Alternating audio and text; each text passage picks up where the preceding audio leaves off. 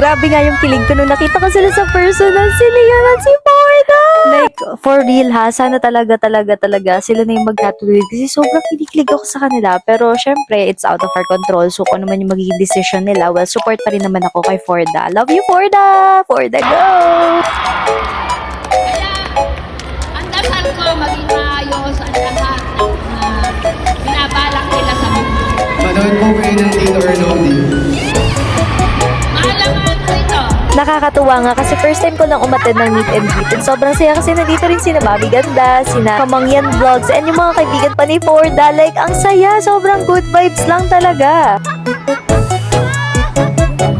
Nagalit nga si Mami Ganda kay Honey Baby kasi burst shot ba naman yung ginawa niya? Like, tuloy-tuloy. Nakuhanan daw ba na maganda yung itsura niya? But anyway, nagpa-picture na nga rin kami dito sa mga nagagandahang host ng SNJ Beauty. Hindi ko sila kilala personally. Hindi ko rin alam kung anong pangalan nila. Paki-comment na lang din po sa comment section, guys. Help us. Kasi nga sabi nila, itag ko daw sila. Tapos sabi ko, oh, pero hindi ko naman sila kilala. Like, ala, nakakahiya. Sorry po. So, yun nga, sobrang enjoy lang talaga at sobrang kilig. Kaya sana Forda and Leon magkatuluyan kayo. Pero kung hindi man, ang Diyos nang bahala sa inyo. Forda, go!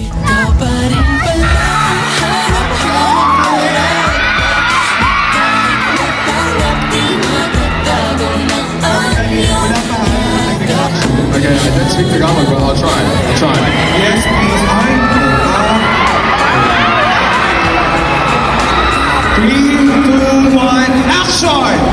Leon, hindi mo kasi naiintindihan. Ano? Yung totoo. Yung tanong ko.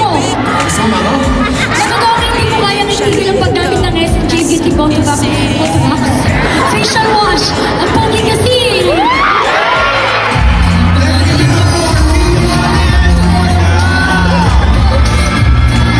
And of course, super thank you, Honey Baby, for supporting me dito sa Meet and Greet ni Forda and Leon. Syempre, ikaw pa rin ang number 1 sa puso ko. Ace mo.